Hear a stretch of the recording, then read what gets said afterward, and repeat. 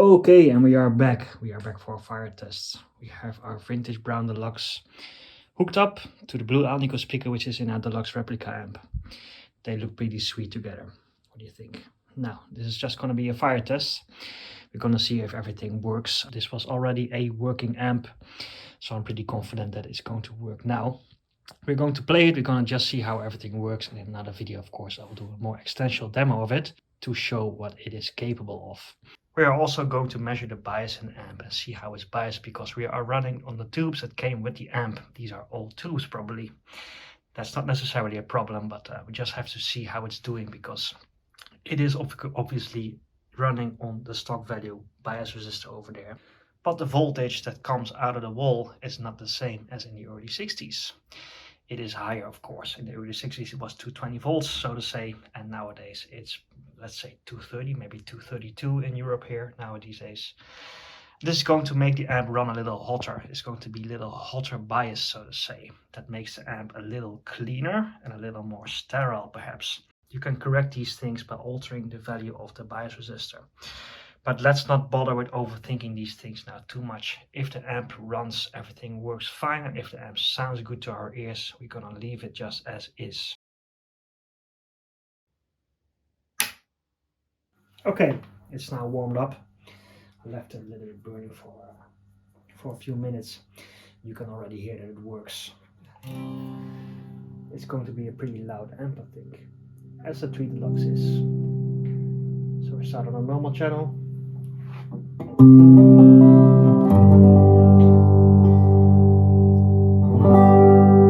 That is already a very, very pleasing sound.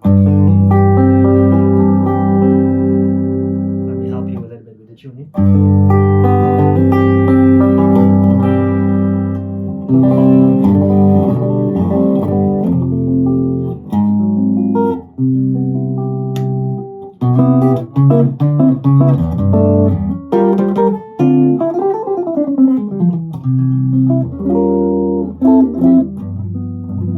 That's such a beautiful, thick MIDI jazz tone. Okay, let me crank up the tone a little bit. It starts to open up. As I remember from my replica, it's very MIDI, so this can actually, you feel this on your ears a bit. This blue Alnico speaker sort of compensates a bit for it, but it's pretty thumpy there. It's beautiful, I think. I mean, it's a very usable sound, but it's very powerful.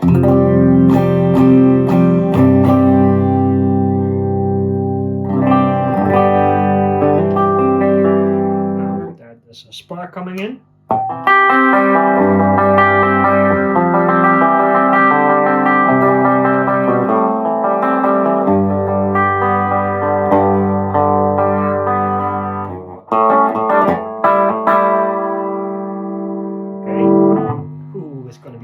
Let's not forget, this is a 15, 18, 20 watt kind of an amp, and it's even maybe slightly biased on the hot side, so it has its clean headroom, and it's very punchy, I think. Wow.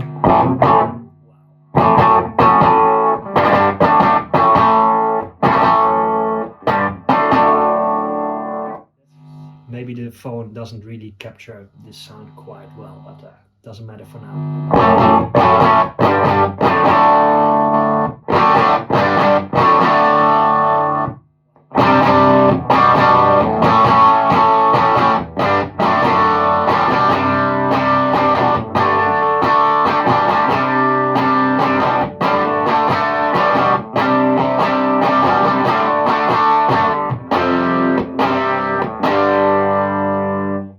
Everything a rock guitarist can wish for. Let's take it up to 6.5. It's incredible that this 60s invention sounds like something from the late 70s.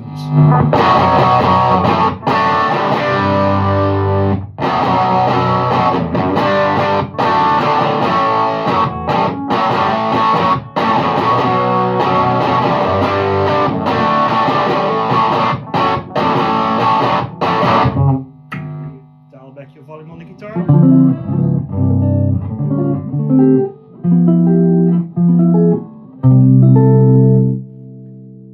Pretty insane. Okay, let's check the tremolo.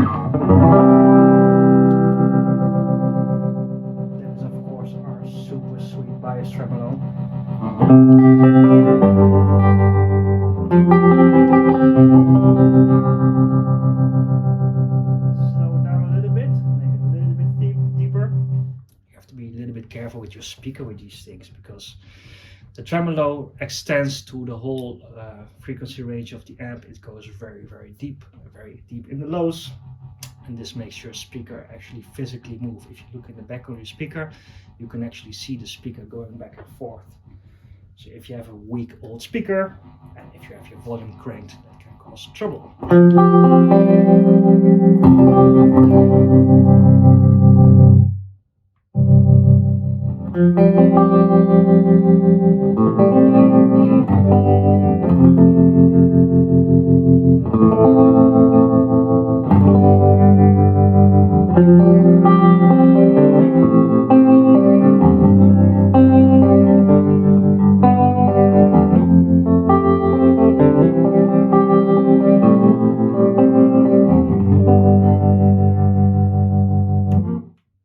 Pretty beautiful.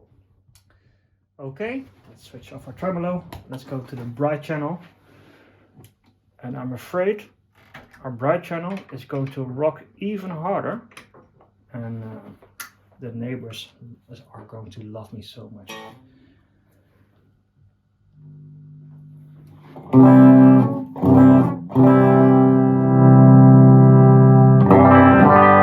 Oh yeah, that's really direct.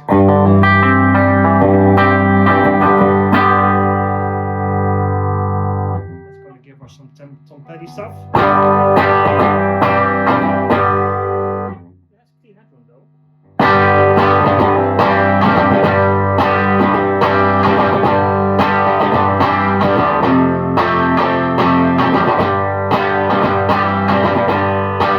Let's use our tone control a bit, because it's actually a little bit of a voice control as well. So if you just open up the tone, you also open up the amp, as with the Tweed Deluxe.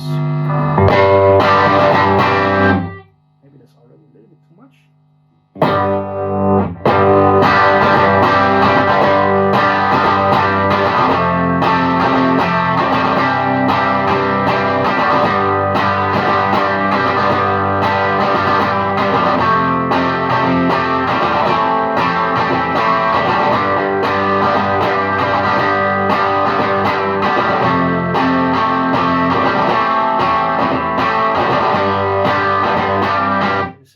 Great amp.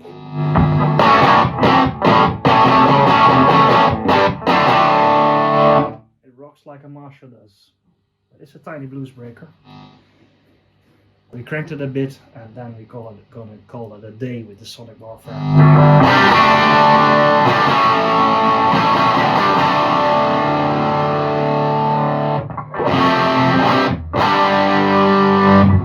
It's crazy.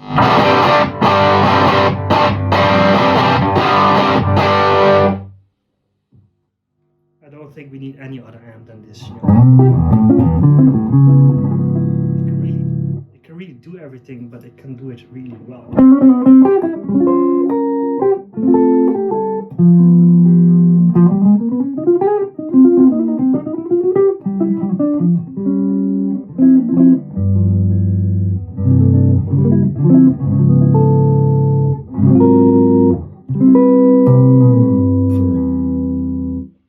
Right, let's check the bias. Okay, it's now time to do our bias calculation. Honestly, I can already tell that it's probably way too hot bias, because it's so loud and so punchy. It can actually sound maybe even a little bit sweeter if you can cool down the bias. I don't know if you can cool down the bias just by replacing that resistor, and maybe we shouldn't even do that. Maybe we should consider replacing our rectifier tube. Originally, our rectifier tube is that GC34. And GC34 has a certain output voltage. If we can maybe put a Tweed Deluxe type of rectifier in it, 5Y3, we can already lower our basic voltage that's going into the amp. And maybe that way we can cool the basic bias in the amp. I did the same with my replica, and basically it just functioned way better with a Tweed Deluxe type of rectifier. Coming out of the rectifier, we see 375 volts. After voltage dropping, we need to see a 365 volts on the plates of our output tubes. Let's see what we have. That's a whopping 480 volts on V2.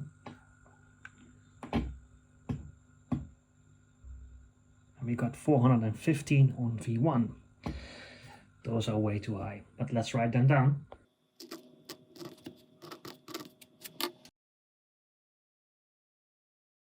Okay, we're going to measure the bias using our output transformer measure method. This is the least dangerous way to do this. What we're going to do is we're going to measure the voltage drop from the plates of our output tubes to the output transformer, the center tap, which is this red wire over here. And then we're going to measure the resistance going from the plate to the center of the output transformer. And dividing that voltage drop through the resistance measured, then we get our output tube current. And then multiplying that bias current with our given plate voltages, then we're going to have the output tubes there. Plate dissipation, which is our wattage. Okay, I'm now going to measure the resistance. I'm not going to be able to do that while filming, so I'm going to put the camera in the stand and then I'm going to start measuring. Okay, after measuring a couple of times, I got a voltage drop of 9.9 on V1 and 6.9 on V2. Those are already pretty heavy differences between the two tubes, so there's quite some wear there. Yeah, so let's continue measuring and we're going to probably end up replacing tubes there. Okay, I'm going to set my meter to resistance.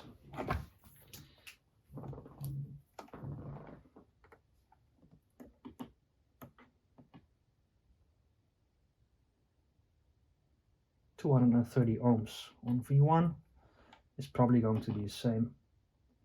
Yeah, exactly the same. 230 ohms on both sides of the transformer. And that is 0.043 of milliamps. And then we are going to multiply that by our plate voltage, which for V1 was 415.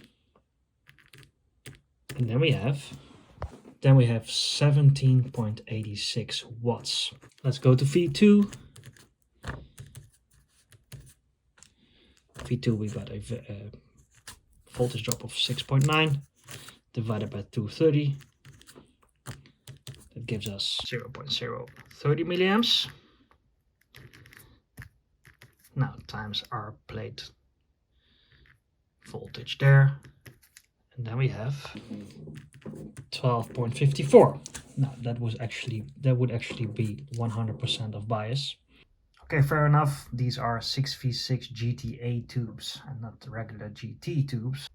Now we can probably run them hotter, but let's see what happens if we put a new set of JJ 6v6s in them. Because the difference between the two is a little bit on the high side.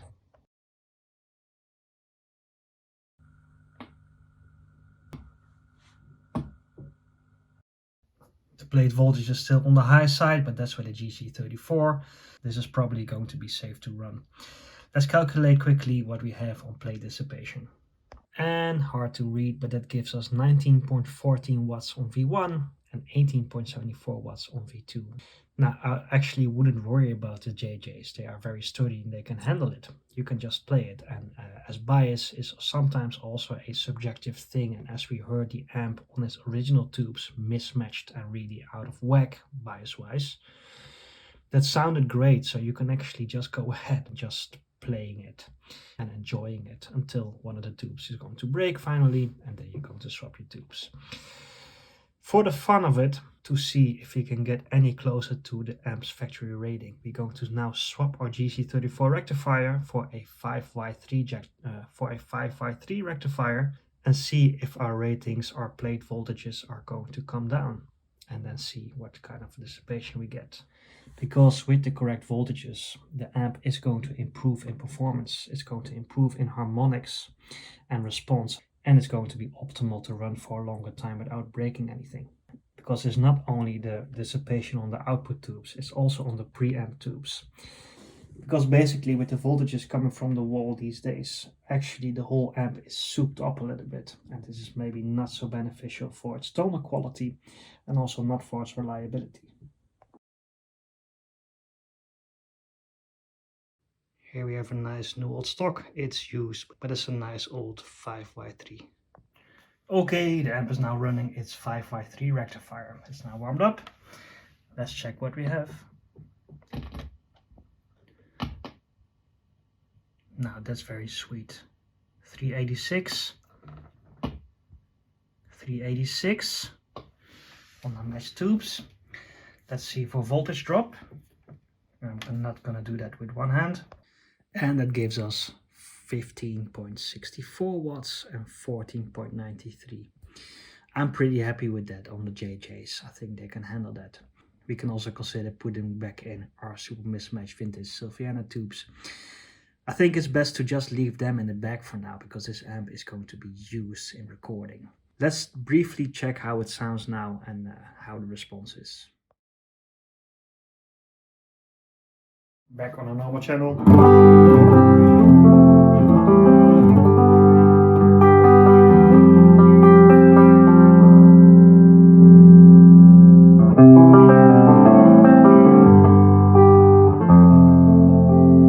Wow, it's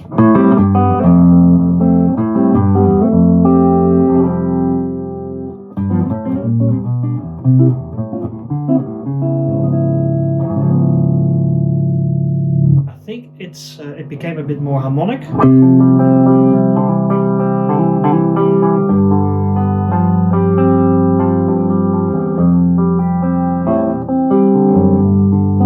little more forgiving maybe.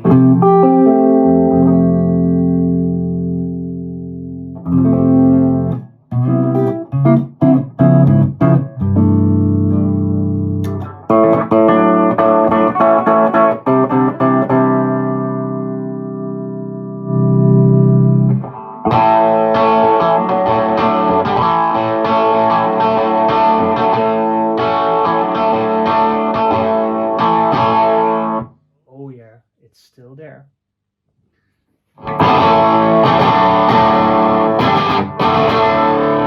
Maybe it's even better. It's not so super heavy, punchy, speaker crushing. It makes more sense, I think.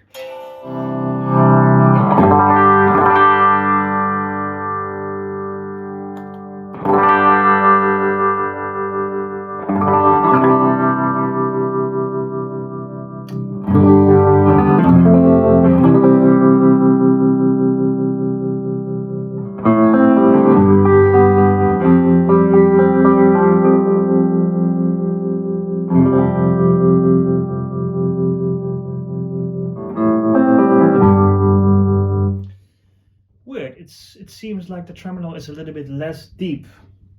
Well, I would think it would be actually the other way around, maybe, but...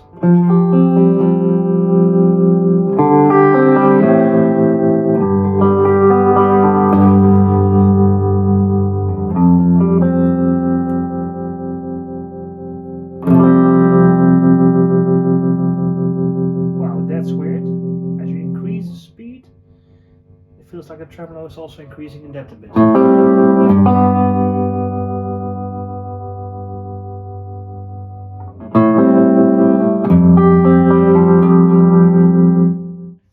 Yeah, that's actually maybe a little bit of a trade-off.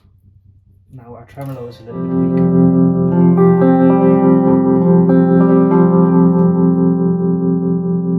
But as with the Princeton reverb, the tremolo is probably controlled by this resistor over here, if I'm correct.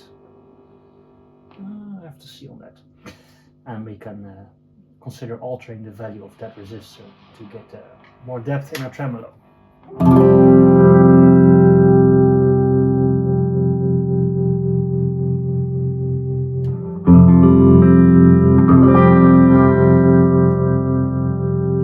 Okay, let's rock channel 2 one more time.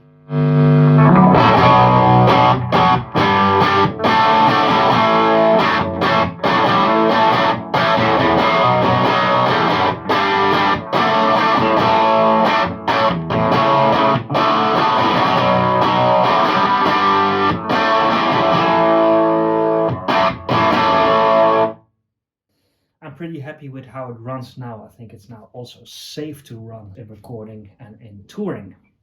So that's what it's all about, of course, using these amps, even the vintage ones. in the end, I may end up going a little bit back and forth on rectifier tubes to see if maybe playing our old rectifier with a higher plate voltages and just upping the amp a little bit sounds better or not. We'll just give it some time off camera. In another video, I'm going to do, of course, a proper demo of it and try to demonstrate its sonic capabilities without using a camera's mic. This was a bit of a quick and dirty demo and more of a fire test. In the next part, we're going to continue with our cabinet. Let me quickly show you where we are now in the cabinet process. This is our cabinet as we stand today. And these were the back panels. And yeah, slowly but surely coming together. It's a long process. Today the grill cloth arrived. I have to unpack that and see how it looks. And we might have to do some aging on that because a new grill cloth looks a bit like this.